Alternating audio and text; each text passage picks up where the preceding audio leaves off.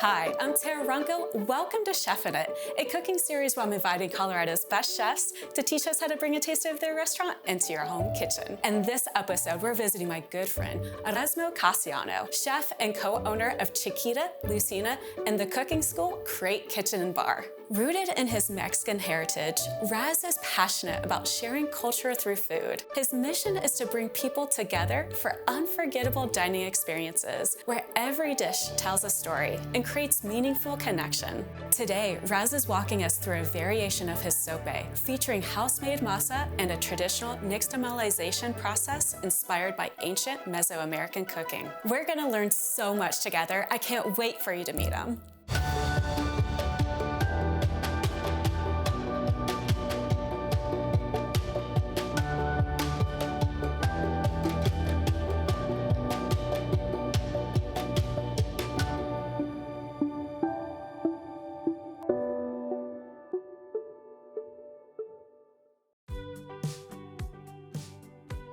Chef Raz, there's something absolutely brilliant right in front of me. Can you tell me what this dish is? Absolutely. This is our sope of barbacoa de lengua. Beautiful crispy maize cake with a beef tongue barbacoa, a little salsa macha, salsa verde, some crema, a little bit of love. This has actually been on our menu since opening day. It's one of our best sellers, and I'm glad that our guests really do enjoy beef tongue.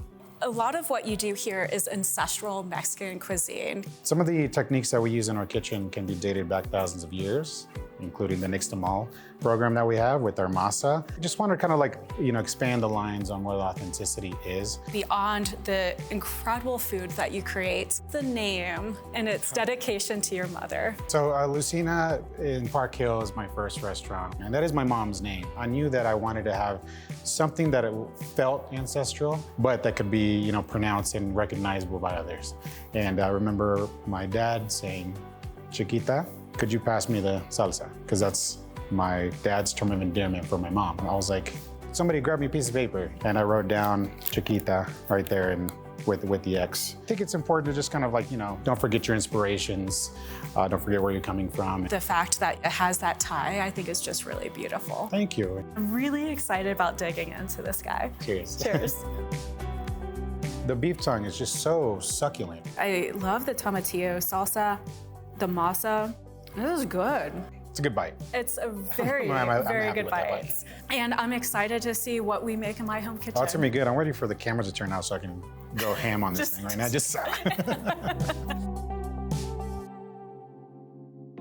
Raz, we were just at Chiquita. You invited me into your kitchen. Now I want to invite you into mine. Yeah, thanks for having me. I'm really excited to kind of do this home version. So today we're gonna make a barbacoa casero. So it's gonna be more of a home-style barbacoa. Instead of using beef tongue, we are gonna be using our chuck roast here, which is readily available at pretty much any of your meat markets. The call to action for everybody that's watching is to go to your local medical outlet and find some of these fun ingredients. I love going to Mi Pueblo Market off of Colfax and Chambers. You'll find a cuajada de queso, the penca de maguey, all the best kind of produce, white onion, cilantro. I mean, look how fluffy that is. It's really, really nice. Well, first things first, we're gonna do the thing that takes the most time is actually to get the barbacoa going. The penca de maguey is, the mezcal leaf used for distilling and making mezcal. It's also gonna give us that quintessential barbacoa flavor, which is gonna be sweet and smoky. Do you remember what I said about the sap that comes from the penca de maguey? It's toxic. It is toxic, that's right, until we cook it. That's correct. And I've already went ahead and washed this with a little bit of vinegar. We'll probably cut this in a third so it fits onto our griddle. So we're just gonna turn on our heat to about a good medium high. And we'll just come back and check on this periodically. All right, so we're gonna start doing our veg prep, especially at home. I like shopping from a market basket of goodies, so. I love that idea. This is our own little mercado. Yeah, exactly. Yes. We are going to just rough chop an onion. Bridge method is what I like to call that. That's beautiful. I couldn't have done it better myself. And just do some big chunks. There we go. That's it. I mean, that's it. And the reason we want it a little larger is because this is going to create a nice little barrier from the bottom of the pan. What is it that we're doing with these guys now? Well, I'm actually going to take these back to the restaurant because we like making a lot of ashes, making them into powders or seasoning some food with, so it doesn't go to waste. You can also make a stock or a soup with this. We got some beautiful dried ancho peppers here, some gorgeous chile chipotle, which is going to be the dried smoked jalapenos. To remove a little bit of the bitterness, we are going to remove the seeds. Both of these peppers are going to give us the perception that it's been kind of like wood fired, because barbacoa traditionally is done in underground pozos. All right, time for the protein. It's time. You can use short rib if you want to make it super fancy. You can use beef tongue if you're willing to try it out like we do at the restaurant. You can use a whole goat's head, sheep's head, cow's head, etc. It just needs to be nice and fatty. Well, we're just gonna cut this into 2-inch chunks here. When it comes to proteins like this, use the entirety of your blade and glide through exactly. There you go. Season all of this with some salt and pepper. Go ahead and grab a good little pinch. You took little pinch, quite literally. I get comments every single time about my little pinches. We're just gonna crack some pepper here. And we'll just bring this over to the stove. This is just a neutral oil and extra virgin olive oil blend. Medium-high heat. Go ahead and just place a few chunks in there. We're just getting a nice little color on a few of our pieces. We don't need all of them. And we can do this in a couple of batches. Because this isn't all the way cooked, I don't mind using the same pan. If you are planning on throwing like a barbacoa party, invite people over before you start cooking. If you're cooking with fun, with music in the background, with a mezcal or a beer in your hand, like how could the food taste bad? So add 3 of those cloves of allspice, our chiles. Got a nice little color and smell here. We're gonna add pretty much all those onions. And let's do about 6 cloves of garlic. The onions are gonna start to sweat and start to pick up some of these beautiful brown bits here. Raz, this is really looking great. It's a lot softer, the color's changed. You're gonna take the maguey leaves, kind of shove them in there and then fold them over. At home, definitely use tongs. These are coming right off of the comal. Sarah, I love the fact that you're using your bare hands on this. You're with me on the ride, okay? Yes. We're gonna grab some of our chicken broth. 3/4 to almost fully submerged. The penca de maguey is gonna protect our meat too, so it won't dry out. Bring it up to a boil and we're gonna taste it to adjust any seasonings that we might do. That is so good. That's really good. It's really good. But we've done nothing. Let's do our nice cuts real quick. I wanna show you a cool little technique picked up from my mom, actually. Shout out, Mom. to Lucina. Do you cut kind of like 2/3 of the way through? I'm just using my knuckle as like a knife guard. We're gonna come at it like at a 60-degree angle. We're just gonna work with the kind of like the shape of the onion itself. But look at that beautiful dice. And your mom did this. Yeah, and we're gonna do the same thing. It's really nice dice. That's actually pretty damn good. It's really good, actually. I like to kind of switch to the bridge method, and then we'll just finish it off. So we're just gonna make a nice little rough chop of our serranos. I'm gonna do like a nice dice if you're looking to impress your friends. Hold it nice and firmly in one spot, and you're just gonna shave off. Flip it over, nice and flat now, and just shave off another little sliver. And then you're left with the little rib cage of seeds and membrane. Slice up. With this method, you'll get a nice sweet serrano flavor for sure. Not as spicy. Not as spicy, exactly. We're just gonna half these jalapenos here because these are gonna go onto the comal. Probably gonna do a serrano too. Put this right back on here, actually. Now, you are a rough chopping master. I am. So now we're going to be making Our salsa verde cocida, right? So we're gonna get all of these onto the comal. Let's go ahead and grab some of these tomatillos. And these will come in a husk. You just peel that off, and then I just like to rinse them in warm water.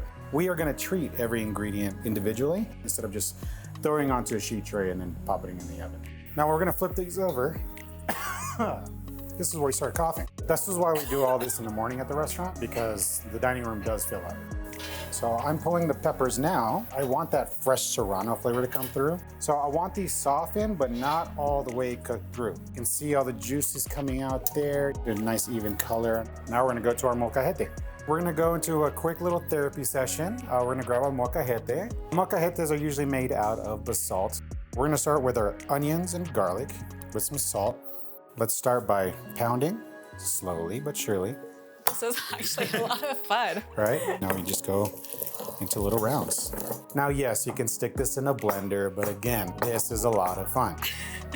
I'm just gonna slice up the jalapeno. I will probably start with one serrano. All right, everyone needs to have one of these. Yeah, it's ancient technology brought to the modern day. Now we get to add some of the juicy pieces, our tomatillo. Let's just grab a little bit of cilantro here. Take off just the little end pieces, grab and really bunch it up like so. Here, we're just gonna start to finely chop cilantro off of it, stems and all, and we're gonna grind it in. And then just a nice little touch of the secret ingredient, a little chicken bouillon. Cheers. Cheers.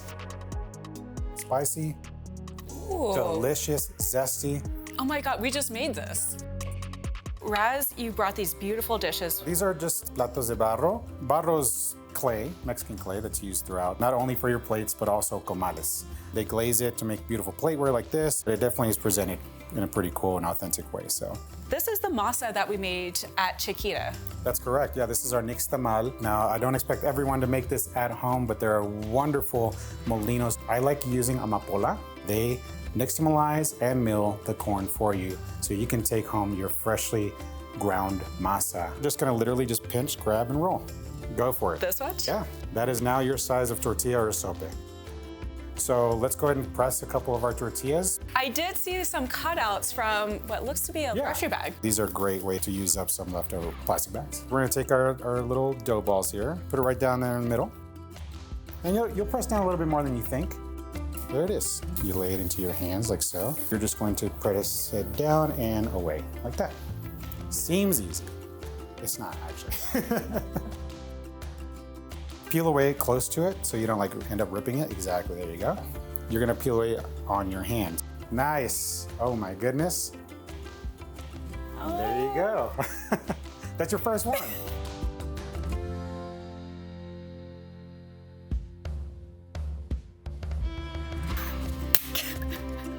That's it. That's it. This is actually the best tortilla on the comal right now. It's a moment of pride whenever your tortillas come out looking beautiful and authentic like that. You're gonna use your hands and just flip it. So there's this little piece here. Yep. And I know who would absolutely love to try this. Okay, easy.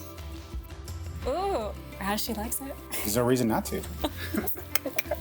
And I like putting these in a basket like this, which can also be found at your local mercados. We're gonna do little sopecitos. So I noticed you didn't press it down nearly as much. Correct, yeah, this is the same size, but it's nice and thick. Now right onto the comal. And we're just gonna kind of cook it halfway so that the middle is still kind of pliable. And this is where you really develop your, your fireproof fingers, because you're going to crimp up, creating a nice little cup. And just go all the way around. Yeah, it's hot. That is warm. It is hot. Ooh, it's looking nice. One more. One more.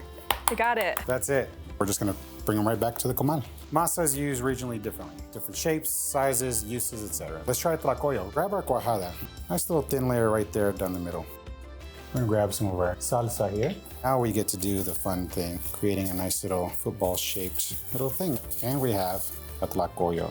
Over the grills, especially on wood fire, a lot of these pieces are put up top to make cacala, which is like what would be kind of considered your chips. I want a taco. Do you want a taco? I'm so hungry. One of my favorite snacks growing up is some tortilla with some cheese and some salsa. Cheers. Cheers. I would gladly have this every single day. Look at that cute little street food. Okay, this is really cute. A little bit of crema, a little bit of our cilantro. Texturally different, right? Look at that steaming pocket of goodness there. That's delicious. So good. Humble in nature, but mighty. Just because we might have fumbled up on some of our tortillas doesn't mean that this goes in the trash. I thought I screwed up. And you're like, no, this is what we can do with it. Now is a perfect time to check in on our barbacoa. That is really hot, by the way. You should probably use tongs. Oh, that looks so succulent. It is so good. And this is where we get to feel like a real taquero. We're just gonna... Just a light little beating is all it takes. But it's actually to incorporate some of the fat in there. Little fatty, rich. Beefy. Let's build a sope. I like going with the salsa first as a nice little base.